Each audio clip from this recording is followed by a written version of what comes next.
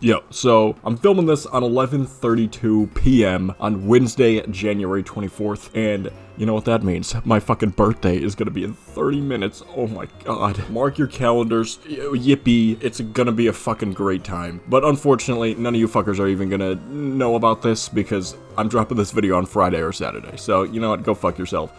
Go wish me a happy belated birthday, whatever. Do what the fuck you want. But, you know, if you haven't heard, other than my birthday, of course, there's a big thing going on in the world right now, the One Piece world. And that is the Monsters adaptation. That shit dropped finally last weekend, and it was pretty good. It was pretty okay. I don't want to waste a whole lot of time talking about the animation since it's just one 25-minute little episode, but it was pretty good. Obviously, the art style being a bit different from the typical Toei one is a bit jarring, especially the characters that aren't Ryuma kind of look like they don't belong in, you know, Oda's kind of art style or One Piece art style, you know what I'm saying? But I can't complain. I'm glad it was animated at the end of the day. But one thing I was disappointed with was the dragon fight. I think everybody was kind of like, that's it to it, you know? But in the manga or in the one shot, it was literally like one panel too, so it was pretty faithful. But I wish they showed the fucking cut. They just kind of, you know, cut that part out. They kind of had one thing to do. I can't complain too much. Just wish there was a bit more done with it since it's just, you know, one 25-minute little episode. But the main purpose of this video is to talk about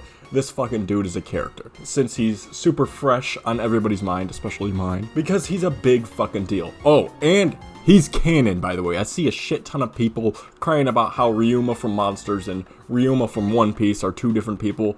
I think you're just fucking wrong if you believe that. I do believe that it started out that way, you know, since One Piece didn't fucking exist when Monsters dropped. So it's kind of impossible for Ryuma to be a One Piece character when One Piece isn't a fucking thing yet. But the second he appeared on Thriller Bark, that's when he became a canon character. And everything he did in Monsters became canon. Because why the fuck would you have a guy who has the same name, very similar appearance as a guy in a thing that you made before? It's the same universe. It's just like how the supernovas didn't exist pretty much until the very moment they were introduced. It didn't have to be planned, but Oda introduced it into the story, so it's canon, alright? He's God in this scenario. Oda is God of One Piece, okay? Just straight up. That's every author of every story. Okay, so back to Ryuma as a character. So the Ryuma that we see in Monsters is clearly a very young Ryuma who wasn't at his final form yet, but he was still renowned enough to be recognized by the random ass people in this village in the middle of nowhere as the swordsman with the biggest heart of a warrior and the Sword King at that point. He seemed to have like a Yonko type of reputation, if I could compare it to anything, and he seemed to be around 19 or 20 years old, like time skip Luffy age. This is kind of headcanon, by the way. Yeah, there's gonna be a lot of headcanon here, but he seemed to be pretty young. So just off reputation alone, he seemed to be one of the most accomplished individuals ever at that age. Being referred to as the Sword King at fucking 19 or 20 years old is insane. He was kind of the Mihawk equivalent of that time period at like 19 years old. Not saying he was stronger at 19 than Mihawk is now, but his reputation was the same, if not even more fucking ridiculous. Then there's this pretty big-ass dark age when it comes to Ryuma lore. We don't really get much after that. But we know that he killed the dragon, and that's a pretty huge deal. Everybody fucking echoes that he killed these crazy dragons in one fucking hit. But what happens after Monster? Well, we got a decent bit of Ryuma lore during Wano. Probably not as much as I would have liked, but at least we got something. So Ryuma was known to end every fight with one fucking slash, and to fucking Serrano, or whatever the fuck that name is.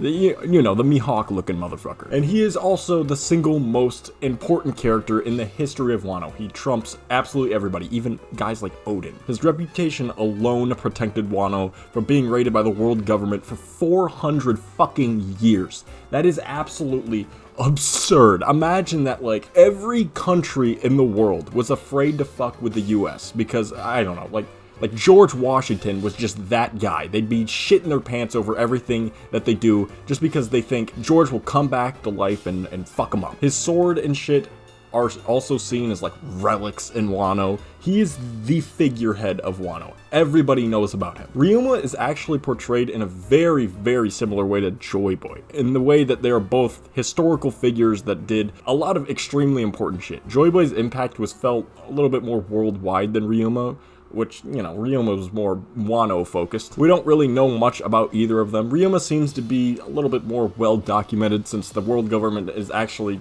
you know, actively covering up everything about Joy Boy. Ryuma also has his bloodline, the Shimotsukis, who are still running around doing shit. Zoro being like, a quarter Shimotsuki, growing up in a Shimotsuki village. My mouth is fucking full of saying goddamn Shimotsuki 6 times in the past 30 seconds. Joy Boy, I'm starting to think, has a bloodline attached to either the D or the Buccaneers. And the more we get revealed about Joy Boy and the Buccaneers, I'm starting to think Joy Boy was a Buccaneer. The praising Nika of his ancestors, or not ancestors, you know, his descendants, I guess. The big ass straw hat. I'd be surprised if Joy Boy wasn't a Buccaneer at this point, if I'm being honest. And they both just ooze fucking main character energy. Obviously, we don't really know a whole lot about Joy Boy's personality, but I'm assuming he's very similar to Luffy. And Ryuma also was very similar to Luffy. We saw that in the fucking monster shit. He, you know, he's a main character. He's got that archetype of a fucking shonen MC, okay? And he's a little bit mixed with Zoro, so he's not as, you know, goofy, although he is goofy. But Ryuma's a very likable guy, and you need that in every main character. Ryuma basically accomplished what Luffy is striving to accomplish. Ryuma protected his people, became the world's strongest swordsman, the sword god, sword king, whatever you want to call it. You know, that's kind of mixed with Zoro and Luffy's goals. One of the things I love so much about One Piece is that there's so many characters that you could just take them and make a whole ass anime with them as the main character. And Ryuma is quite literally the only one where Oda actually fucking did that. Even though it's just a one-shot, he still showed that it's possible, but that's about it. But before I end this shit, let me piss some people off real quick with my stupid ass power scalings for Ryuma, the guy that we have seen close to nothing. So obviously Ryuma is portrayed as a borderline mythical figure, fucking god. But do I think he's stronger than Mihawk, per se? He's the closest thing to Ryuma I think we have right now. And to be honest, I kinda doubt it. Ryuma was the first of his kind. He fucking paved the way for the future swordsmen like Zoro, Mihawk, everybody, you know? They wouldn't exist if it wouldn't have been for him. And I have a nasty ass NBA comparison for this. So, I'm gonna try to explain this in a way that even if you don't know NBA fucking lore, you'll get what I'm saying. So let's say fucking Wilt Chamberlain, right? He played back in the 50s and 60s. This fucking dude dropped 100 points in a game, averaged 50 points a game in his prime. He has records now that are basically unbreakable.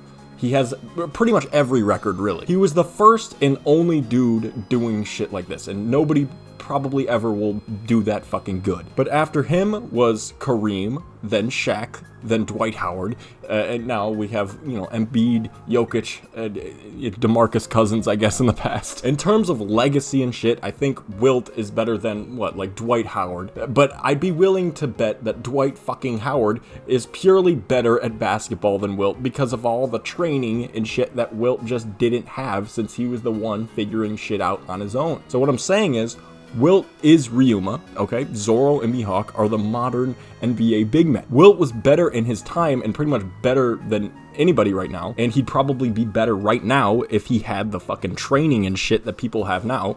But if you stick him in a time machine and took him to current day, he'd probably struggle just because shit fucking evolves over time, and he was a big reason for it. But I hope you guys fucking understood that. I get that, but I can understand why people will be like, what the fuck are you talking about? So yeah, go shit on me for that. Sub to my second channel for One Piece manga spoilers. Yeah.